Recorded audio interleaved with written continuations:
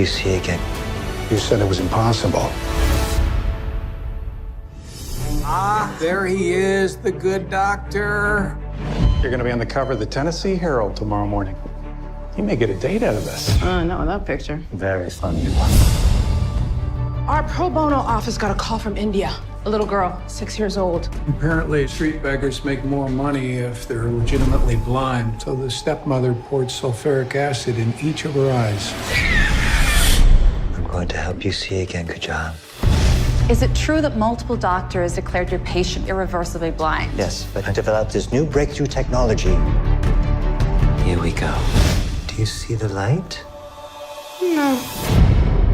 I can't see anything.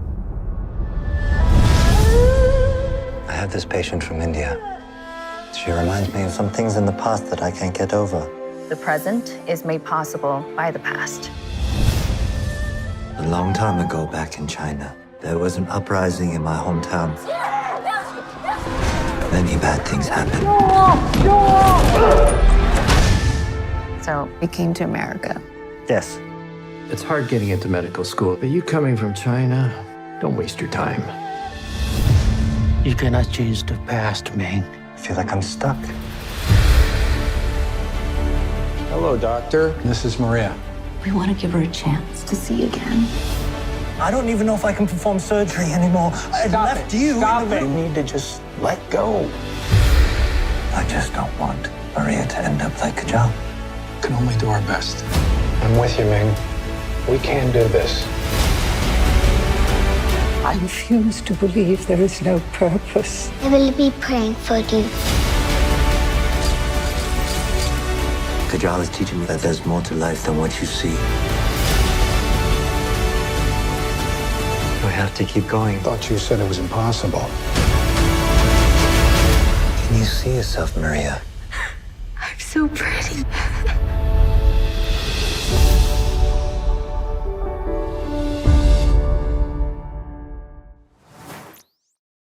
Welcome to Uncommon Sense in Current Times. I'm excited to be here with Dr. Ming Wang. Dr. Wang escaped China during a time that was very, very rough for teenagers and what China was doing with them. And his parents were able to help him come over to this country. When he arrived, he had $50 and a Chinese English dictionary. And from that, he earned a PhD in laser physics. He graduated magna cum laude with the highest honors from Harvard Medical School and MIT.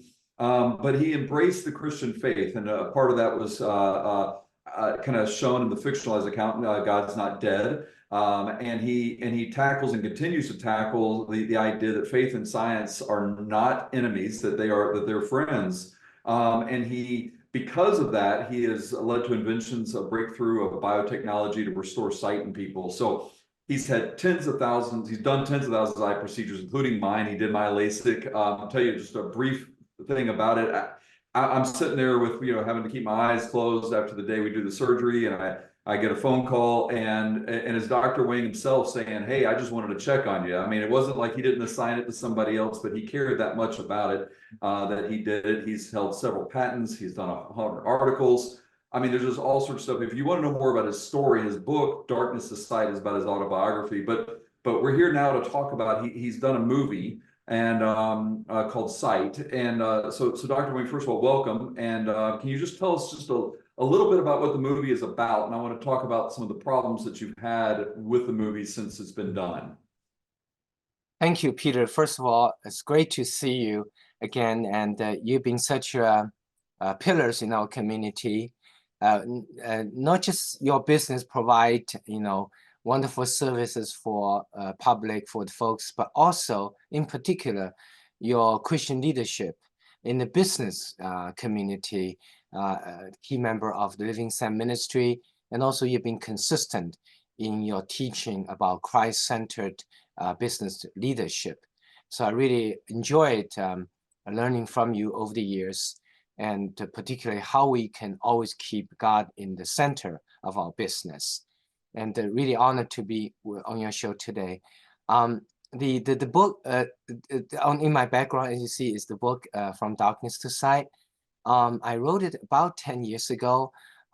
It has double meanings. One is it's about the story of many of those blind orphan children.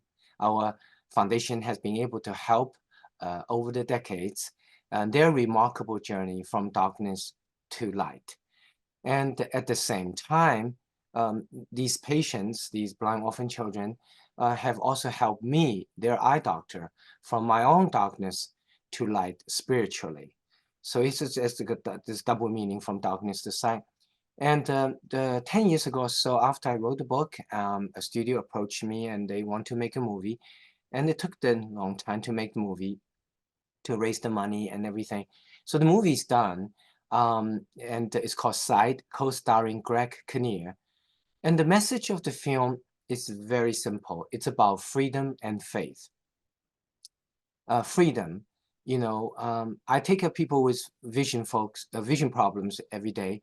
The people who appreciate sight the most are those who used to be blind. And people who appreciate freedom the most are those who used to not have freedom. And I'm one of those who used to not have freedom and came to America, found freedom and opportunity, and appreciate so much what we have in America. Do you think with that freedom and to appreciate sight and appreciate freedom and all that, obviously it's because they went without, so, but when you're referencing a lot of this, I think you're referencing even a double meaning here of both just the physical freedom coming from China to America, but also the freedom which Christ has. I mean, are you talking about both, or when you reference that? I was one who was in darkness for many years until I met Christ, and it's like God, I get so excited about him. Is that also what you're referencing as well? Yes, it's about freedom and faith. And the faith aspect, freedom is the physical freedom, freedom away from dictatorship, and have opportunity to pursue the dream each of us have, for happiness and joy and peace and love. But also, just as importantly, the freedom to believe, freedom to worship, freedom, spiritual freedom. And that's the faith aspect of that. Back in China, even today, Christians, I'm associated with many of those Christian churches in China today, and we're going through significant struggle right now. And government cracked down, and many churches got burned. And it's like one church, I've been part of it for many years in Shanghai. We moved 5 times over 10-year period. We could never own a place, because the government said in order to have a church, you have to apply for approval, and the approval will take at least 20 years. So literally it's non-approval. And, about 80 million people in China are Christians, and 80% of all illegal house churches, such as ours in Shanghai. So we have to move all the time because government did not give the permission, and we could never have a permanent building. So we moved from hotel conference room to another hotel conference room all the time.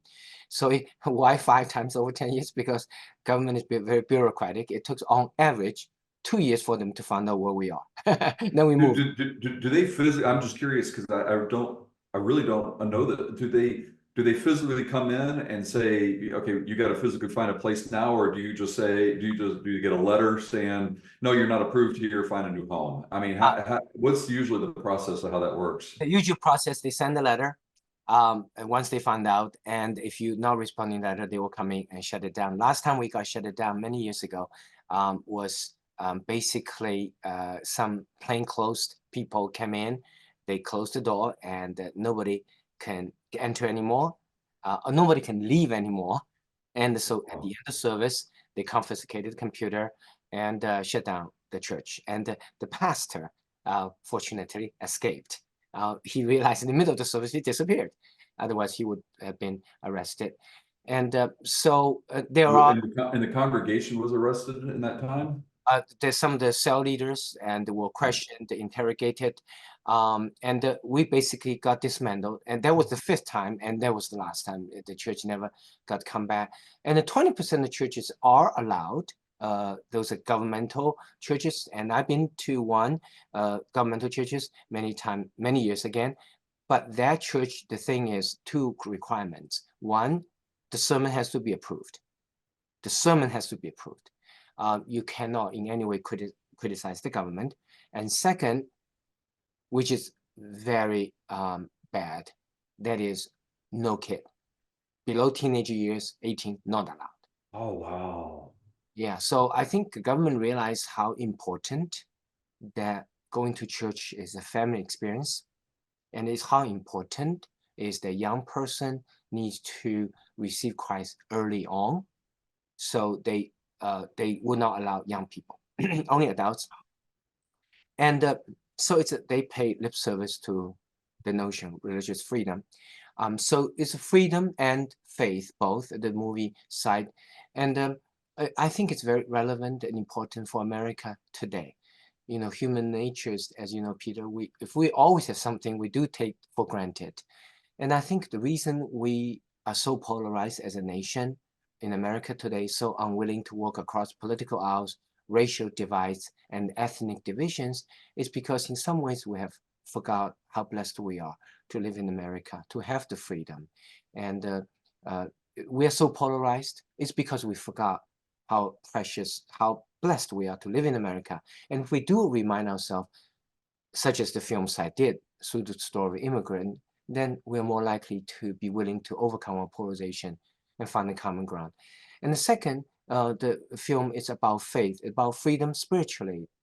And that is also another thing. Like I give this talk, Science and Faith, all the time at churches. I've spoken about 200 some churches over the last 20 years or so in Tennessee and across the country.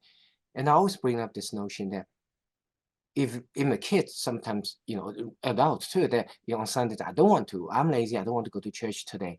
People don't realize how blessed you can go to church anytime you want. Nobody prosecutes you, nobody arrests you, nobody shut down. They no longer allow you to escape, but plain clothes, you know, take away your computers and arrest your, I mean, but it's so easy, you can go anywhere. But because it's so easy, because the freedom is there all the time in America to worship, to believe in Christ, that I think many of us have taken for granted. You know, in China, I told you this church we have escaped 5 times being government shut down over 10 years. So I think this film is also about that.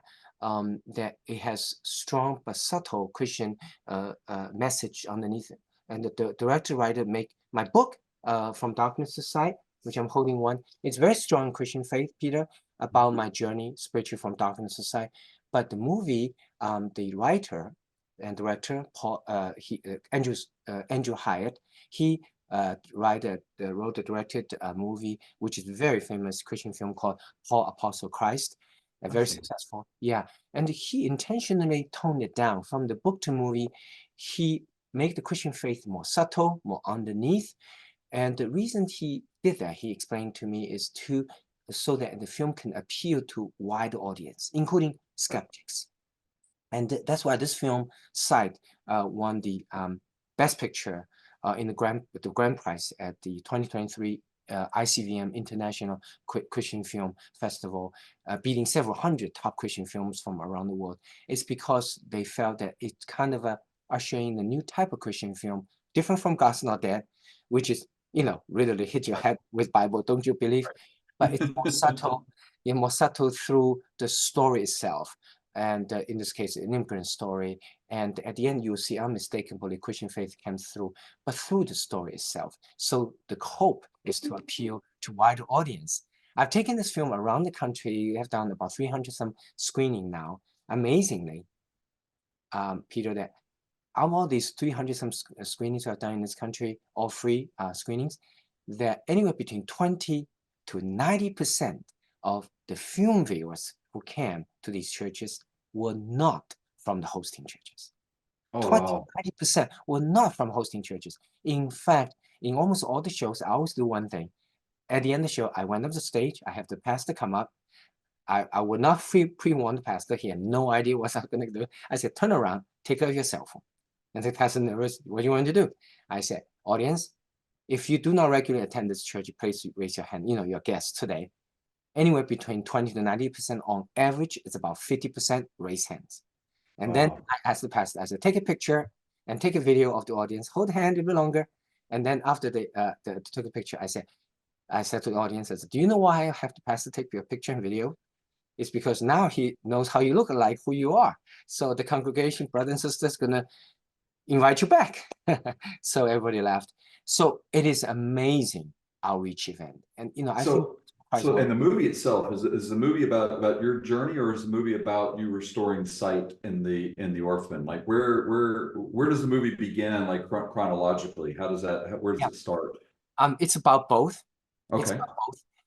It's has audience. They want to know, will these blind orphan children see? So that's the interest. As a movie goer, they don't know about me, any of my faith journey. They just want to. It's a human universal empathy, right? You see a kid at the beginning, saying, would the child see? But in the process, that's the A plot. In the B plot, through flashback and stuff, is the real agenda of the writer came through. I gotcha. That is the inner journey of the protagonist, from atheist to a believer, from someone who used to not have freedom to freedom. And at the end of the film, you realize that the movie is really more about the faith journey than these children's journey. Physical side is more the spiritual side, but it's kind of intertwining between the two, because that's how we can make the audience watch, right? Through some universal empathy towards the kids. Then somewhere along the line, gradually, the message unfolds. So you've done 300 plus screenings, you said, across Yes. the nation. You're going to churches and et cetera. Now, I know why, but I want you to kind of tell it in your words, like, why are you having to do screenings instead of me paying a ticket and going to my local theater and watching the movie like I can with every other movie out there? I can watch Barbie that way, but I can't do it with your movie. Why is that? It's very surprising to me, but it's a real. That after 10 years, the movie is made based on the autobiography from Darkness Side. The movie site, all 10 major distributors in America refused to distribute it.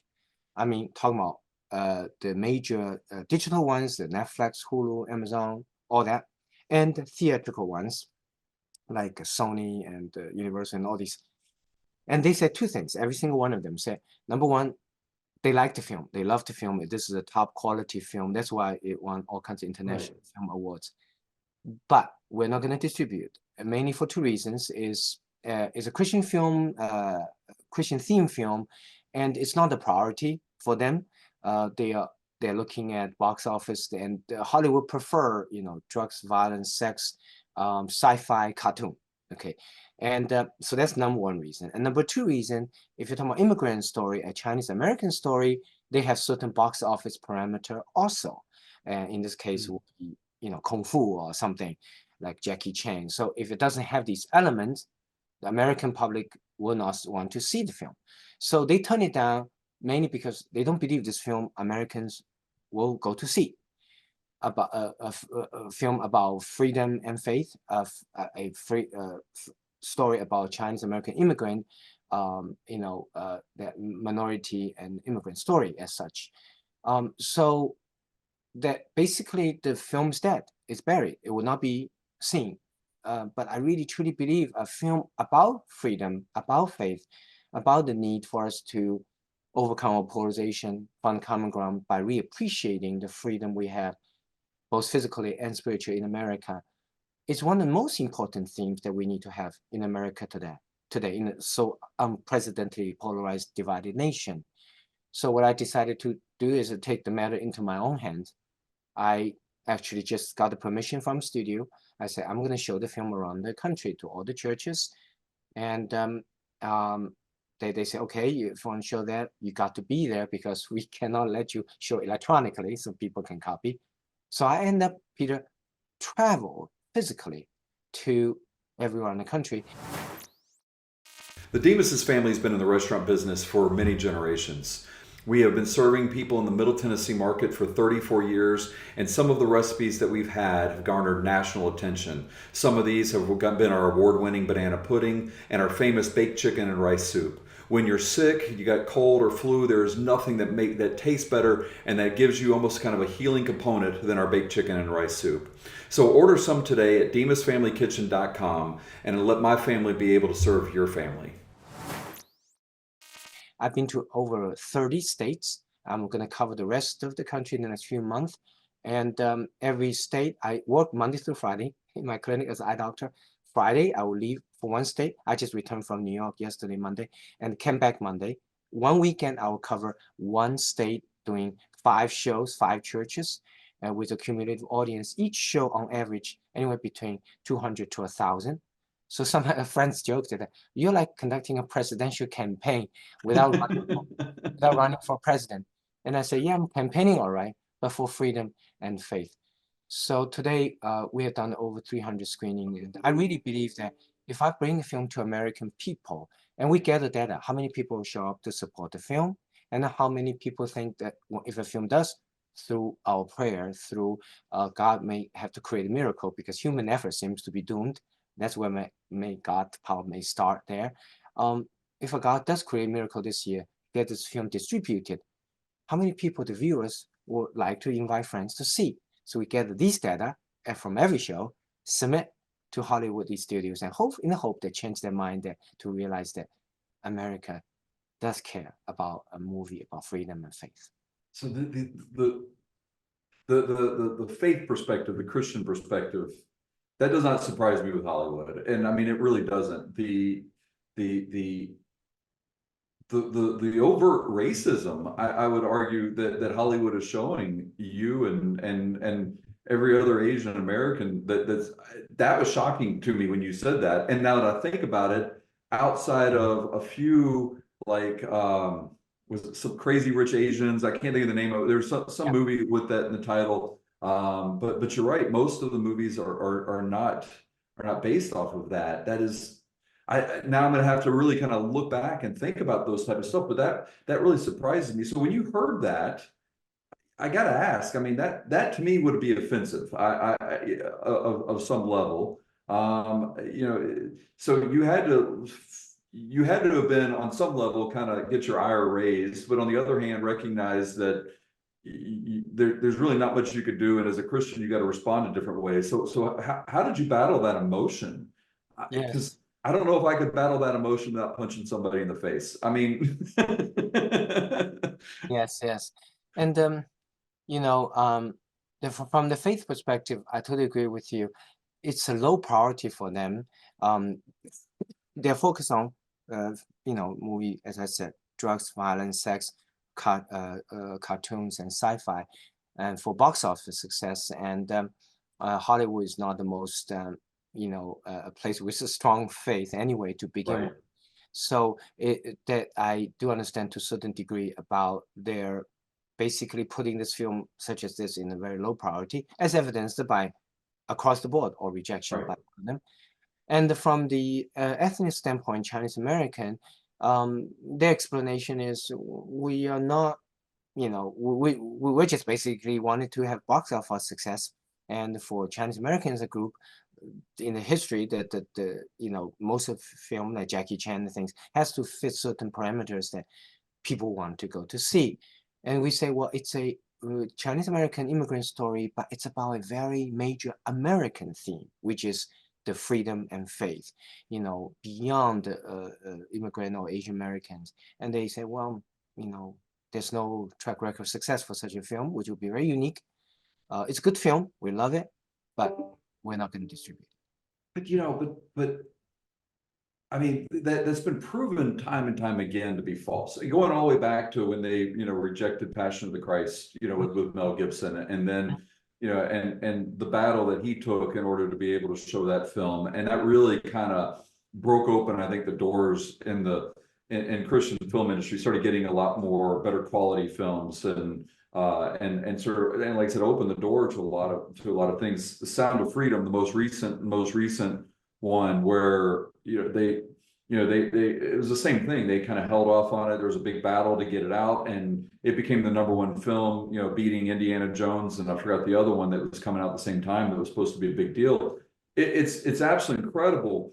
I know for me, I look at my business and I see, well, I got these numbers, these items are selling, these items are not selling. What I'm going to start doing? I'm going to start focusing on the items that sell, and I'm going to start getting rid of the items that don't. You would think that they would stop thinking you would think they would just look at the numbers and see, hey, you know what, there are exceptions to these films if they're well made, if they're good. And again, even from the ethnic standpoint, I can't remember the name of it. I think it's Crazy Rich Asians, I think is the name of the movie. It's something Rich Asians in it, but it was also a huge box office success. You know, they see examples where it works. And again, and you got awards. It's not like you're just kind of doing something off of a phone camera. You got awards. You got named actors in it. I don't understand the thought process of it. And I guess they don't give you really an explanation outside of what they just told you. Excellent question. Excellent question. That's why you, as a a business owner, that it's a common sense business question, right? The answer is this: and from an Asian American perspective, yeah, there's a isolated pockets such as Crazy Rich Asians, but most of the time, Asian American films, successful ones in America, by and large, most of them are tied in with certain stereotype that kung fu, Jackie Chan. So there has not broke through that the very narrow spectrum. And if you fit that, because it demonstrates box of success for this type of Asian American films as such. So for most of the studios, don't want to venture out into this authentic immigrant story without kung fu, without none of those fanfare Hollywood typical parameters or melodrama such as the Crazy Rich Asian things, but it just real life's gritty story. They don't feel confident because they're not very much president of commercial success such a film. From faith perspective, it's interesting that I've learned that there are basically two camps now in the film distribution space. One is those establishments, which are digitally Netflix, Hulu, Amazon, and theatrically, Sony and these ones. And they are very traditional, and they occasionally open to faith a little bit, but by and large, they want to stick to those traditional parameters, commercial success, as I said, all these, drugs, violence, sex, sci-fi, cartoon. But there's another camp, which doesn't have huge market presence, is small, but it's non-Hollywood, such as represented by Angel Studios. And the studio like Angel Studios are small, they have small market share compared with Universal, Sony, these Netflix. But they're more receptive to, some of them, such as Angel Studio, more receptive to faith.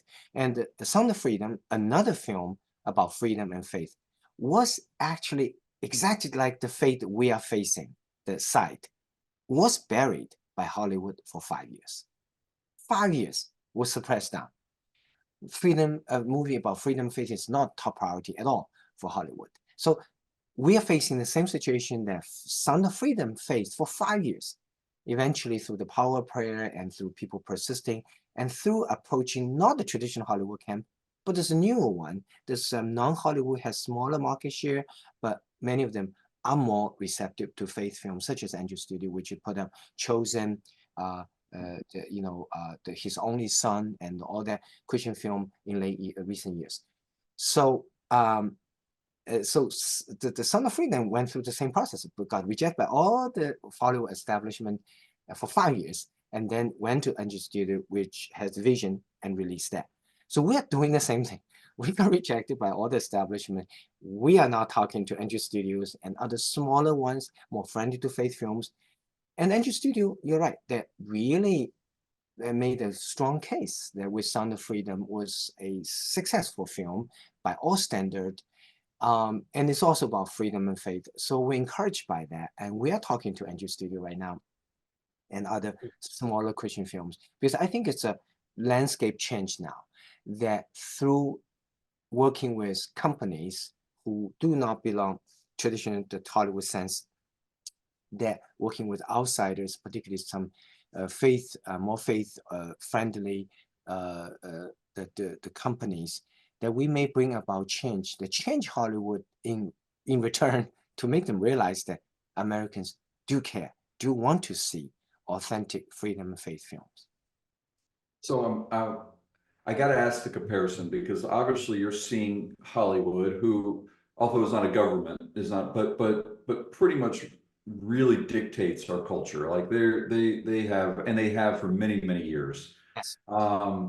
And coming from China and obviously having family in China and and I know you have a lot of connections back with China in many different ways, through either the Chinese Chamber of Commerce. I mean, you're really heavily involved, obviously, with the Christian movement there as well. When you're seeing this here, and I recognize that we aren't the extreme of where China is, but does that kind of scare you a little bit that we're kind of moving in that direction because Hollywood's changing it? What are your thoughts on that? Great question. Great question. You know, one of the things I noticed, particularly young people in America today, they have no clue what communism is, socialism is. They have no clue. And in fact, surveys have shown that about 1/3 of American youth today have favorable opinions about communism or socialism. And I don't blame on these young people because human beings, we only learn something through experience. And I'm one of those who used to be there, been there through communism, socialism. I have suffered, I've done that. What I'm seeing America today, how polarized we are, and I'm seeing and how in many ways, when government give you something, it's not without intention on their own accord. It's with the aim of ultimately control you. And lots of times people don't realize. Right. So I'll get something free. And I say, I've experienced that, that something that's actually more precious than things being free is freedom. And so this film site, that's why I think Americans all need to see is get a glimpse of what it's like with extreme form of polarization, which is dictatorship. And really see the deprivation of what's most precious for all of us, the freedom, the spiritual freedom and physical freedom, opportunity, but spiritually as well. That hopefully the people watch that, they'll get a little bit experience, watching a story, human story, emotionally impacted, and come out saying, maybe it's right. America, we should not go there. So, all right, I'm gonna shift gears just a little bit on it because you help restore sight in this. I can't imagine that feeling and of being able to restore something that just feels hopeless from the outside. Like I know what it feels like to be hopeless and to find hope, but I can't imagine helping somebody else in that area. Like when you first were successful with it, and I mean, can you describe that feeling and that emotion? I mean, because here's the thing, obviously you're very well science-based, you're very well medically trained, you're very, so a lot of it, the emotions, you're probably more logic-based than emotion-based, but at the same time, I mean, that had to just been so overwhelming for you. So kind of explain that feeling. I mean, how was that like for other people to understand and feel that? Yes, that's a great question, Peter. I just want to read you maybe to answer that question, just a few lines out of the book here. In the introduction of my book, Autobiography from Darkness Side, where the movie site is based on, I attempt to answer this question. That is, I've gone to lots of schooling. After I came from China, I got a PhD degree in laser physics from Maryland, finished at MIT. And then I decided that's technology, but today's medicine is about technology and medicine. So I want to be a truly good laser eye surgeon. Most of the doctors come to medical school and they're strong in medicine, but not strong in technology. But technology is so important, more important than ever in medicine. So I decided to get 2 doctorate degrees, one in physics, laser physics PhD, Maryland and MIT, and then second one, MD from Harvard, MIT. It took me a long time, 31 years, Peter, 31 years of school. And that people ask, okay, that what drive you to have work hard and continue work hard? I work practically every day, and I care for my patients. And you mentioned that I call you right after your surgery. And I continue to do that. Every single patient I've done in my career, I pray with them before surgery and I, check on them. And I wanted to make sure the patient know that I'm there for them in case there's any problem, that I'm not asking a nurse to solve your problem. I will solve your problem because I'm the one who lock the lock. I should be the one who opened the lock, So I think it's important. And the people often ask, why? Why such a dedication for such a long time? What ultimately drives you from this physical side perspective? So I will just read the introduction, just a few lines out of my introduction. I said this: as an ophthalmologist who has spent decades studying eyes and seeking to understand what makes them work organically, biologically, mechanically, and even emotionally, I've learned to communicate with my patients and understanding their feelings through their eyes.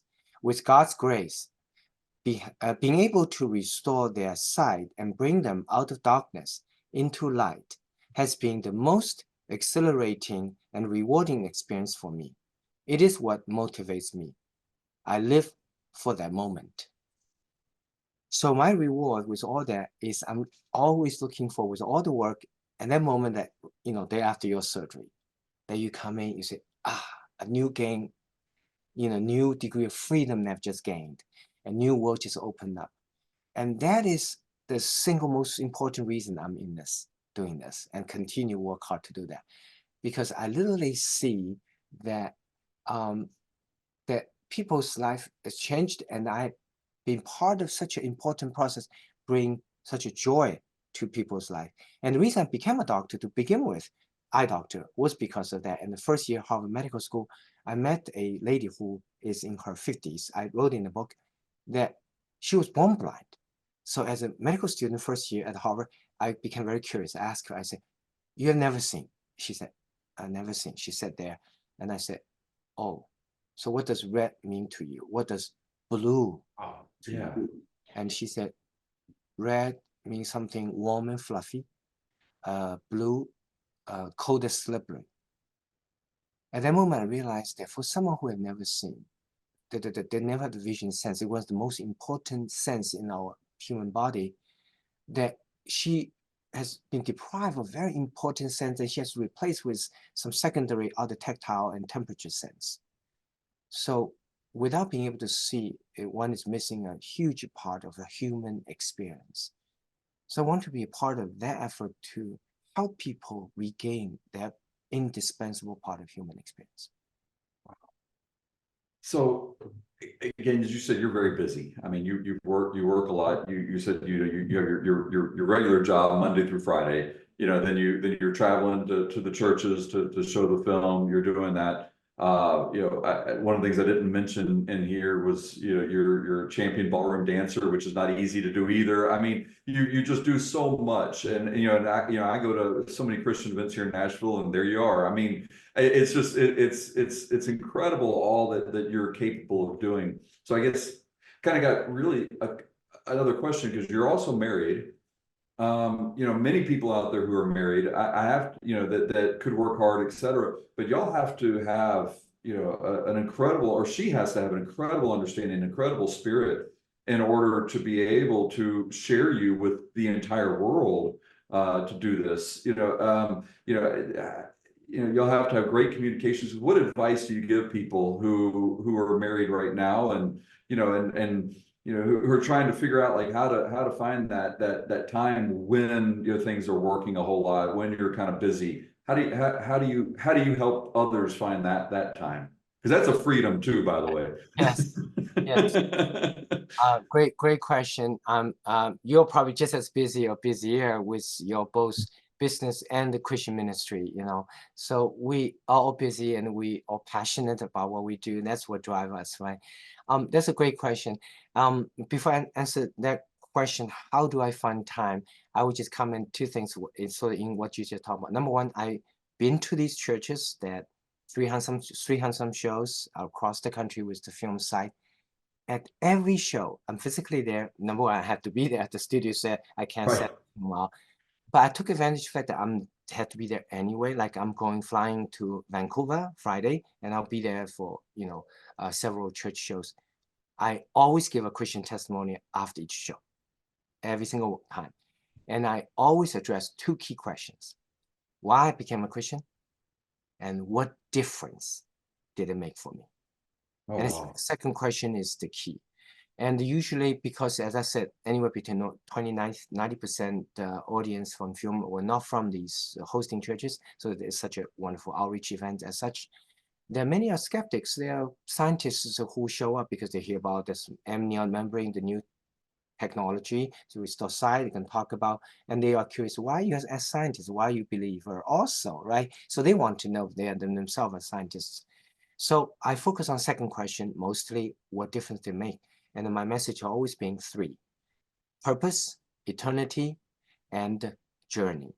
Purpose, that people asking why you spend so much time in helping those kids with foundation is God's driven, God's calling. Used my long, hard-earned medical skill to help those who need the most help, which are blind orphan children. So that idea came from God in one of my prayers many years ago, before the foundation was established. And that's why I said these work that being able to restore sight, these kids belong to Christ, because He gave me that idea. Second, eternity. The film asked the question, beginning of the film, what happened after we die? Is it just darkness? And I think one of the key differences between Christian and non-Christian is that because God died for our sin at the cross and rose from death 3 days later, proves something very important, that He can conquer death. So be with Him, we have a chance. Number three, beyond purpose, beyond the eternity, is journey. Is sometimes as Christian we think become Christian is just instantaneous, perfect life. No, it's about journey. It's a commitment to Christ lifelong. That a promise to Him that if we are stuck in our lives through difficulties, we're going to ask Him for advice, for help, as such. And in the film demonstrated many such examples, such as when I stuck doing research, science, and faith. I prayed to God, and God believed there's a common ground between faith and science. Continue, persevere. James 1:4, perseverance, right? And also, at the beginning, I was very, just like many other scientists, big head, pompous, believe, self-centered. I can do everything as a scientist. And I end up collapsing. The life didn't work out. Surgery didn't work out. I almost stopped doing surgeries. And however, fortunately, I realized that being a Christian is a lifelong journey. I need to submit to myself humbly to Him and ask for help. When I did that, the God answered the prayer. So that's I always give a Christian testimony every single show. So it is a science show. It's become a ministry also. And second comment I want to make is that my wife is. I've been very lucky that she's very understanding. Her story, how I met her, and it was in the film. Actually, it was actually a true story. The how I met her. And so your main question is how did I fund these time? That's one of the most frequent question that friends ask me. Do you have 40 hours or something? Yeah. This is my little secret. It's interesting that when I was 17, I went to a university in China, which is MIT of China, very technical school, came to America, got blessed to have the opportunity to go to these wonderful schools, Harvard, MIT, and stuff. I realized that about 20% of the kids were smarter than me, 20%. So here's my problem. I cannot change my IQ, but I can change one thing. I can actually learn from these smarter kids. So starting at age 17, I started making notes, observing those smarter kids and pay attention in particular, how do they do things? Why they are doing better and more efficient. So I have accumulated about 77 pearls called Chinese called 事半功倍 pearls. 事半功倍 means spending half the time accomplishing double. So I got 77 of them. Yeah. And I use them all the time. And I keep on accumulating when I see people like you and others more successful than me and doing things more efficiently. And I start watching, right? And the pearls I learned from you, watching you, interacting and different Christian settings, is you're amazingly consistent. Your Christian message and the relevance of the Christian message to business is consistent. Consistency is one of the hallmarks of authenticity, right? If someone in and out in different occasion, same beliefs, okay? On stage, off stage, public, personal, same for you. So that's one of the 77 pros, and actually learn from you. It's consistency, because consistency is one of the elements for authenticity. So I have these pros, and I learned, and I use them. So in my film trips, it's interesting. I met many parents, brought their kids, seen the film. They know, oh, it's inspiring film, just encourage kids to work hard. And many afterwards, they buy the book to support the foundation. And then they have take pictures. Oh, Johnny, take a picture with Dr. Wang.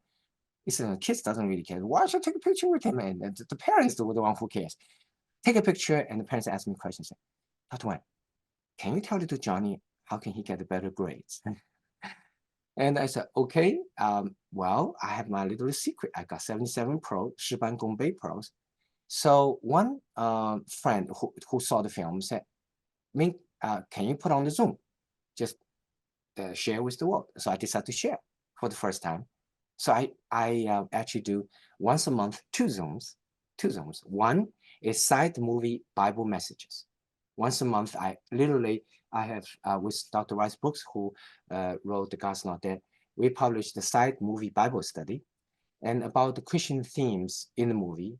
Side is about seeing beyond pain, seeing beyond circumstance, seeing beyond ourselves, seeing beyond our own culture, and seeing beyond our polarization. So once a month, I do a Bible Zoom, pull out Bible stories, backing up these 5 Christian themes, seeing beyond. And second, once a month, I do another Zoom. It's called 10公杯 Zoom for these kids. How I can share the 77 pros. Each Zoom, I tell the stories, how I learn each of these pros behind the stories. That's what makes those pros interesting. So to answer your question quickly, is that there's a way to do things more efficiently, but that way comes from keen observation of people who are successful and how they do things more efficiently. And I'm sure that if I get a chance to shadow Elon Musk, I will learn something too, and he's obviously a very efficient person. So it came from intentional effort of learning how the more successful people, how they do things. Well, we're kind of at the end, but I want to just, first of all, obviously people want to know more about you. They can go to, is it drmingwang.com? Is it .com? Okay. And you can register for online, like, questions and answers with you for their eye problems, etc. And you do that on a weekly basis? You do that on a month? How often do you do that? Once a month, every Tuesday, Okay. 6:45 p.m. Central Time. So it's tonight, actually, 6:45 for 1 hour. Okay. It's an education, because people actually do not know how rapid science development today, such as we have conquered all 5 human conditions: nearsightedness, farsightedness, astigmatism, presbyopia, the reading difficulty with aging, and the cataract. And for presbyopia, which one day, Peter, you'll get to that, the reading difficulty, we have a technology actually can literally just abolish your reading difficulty. You will never need the reading glasses. It's incredible. It's the newer technology. Only 1% of US surgeons, only 1% are performing it. I wrote the first textbooks in the world about that technology a few years ago. And second, it's like cataract surgery. For example, as we get older, we're all going to develop cataract. Cataract can be done with laser or blade, but laser is much better, safer, and more accurate. But only 5% of cataract surgeries are performed with laser today in America. And because 95% the doctors still learning, their technology is not their strong suit. So education is always the most important first step for public to learn about the technology. And because if people always ask, does the surgery or particular surgery work or not? That depends who perform it, with what technology, and on what patients. So these are educational process that public need to learn. So every Tuesday, 6:45 p.m. Central Time, we're 1 hour vision Zoom. And to register, simply type in drmingwang.com. That's awesome. And then, obviously you can get your book, I'm assuming, on that same website or Amazon and most of the places where books are sold. Yes. And Yeah. well, I'll tell you, and if anyone listening to this across the country that wants to talk to their churches, contact Dr. Ming Wang, see what they could do to help kind of show this, get this out. and just because this is an amazing story of faith and freedom, and it needs to be told. Yes. And so, and we definitely need it in this country and with this culture. So, Dr. Wang, again, I thank you so much for coming on. I really appreciate it, and just hope you the best in getting this message out. And let me know if I could do anything else for you. I just want to add one more thing, which you just said. If anyone out there wants to help this film is not released. Hollywood is not interested, but through the power of prayer, through folks telling each other, through our Christians stand up to back a film such as Sound of Freedom about freedom and faith, we are looking for churches for more free screenings. So if you know that your church might be interested, just email me at drmingwang.com. My email address is listed on the website, and I'll bring out the film to your church, say on the Wednesday night free. And as I said, it's an amazing outreach event. About average 50% viewers are not from those hosting churches. So that's work together, trying to pray for the film, and through, when human efforts come to an end, which it seems to be, this film will be buried, but maybe where God's miracle will start happening. Okay. Well, thank you again. I appreciate it. And I hope people reach out to you and we can get this message across. Thank you, Peter. Thank you. Appreciate it. All right.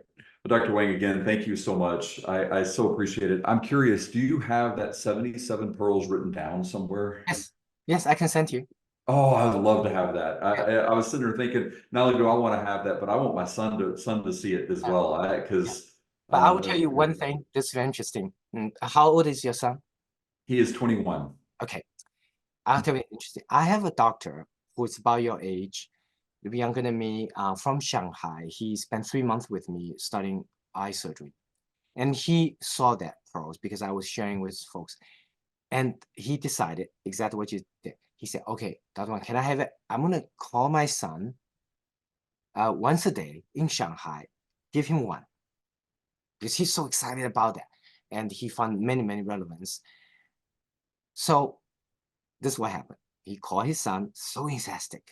Okay, first time the son, 19-year-old, listen, second time, third time, the son's not interested anymore. He could not get his son interested. This is what I learned. That if, for example, the Zoom I do, once the next one is February 29th or something, I will send you that schedule, by the way, if you're interested, or any son is interested. The reason that the youngster, his son is not interested, he is so interested, and the opposite, is because we as human beings, we only learn through experience.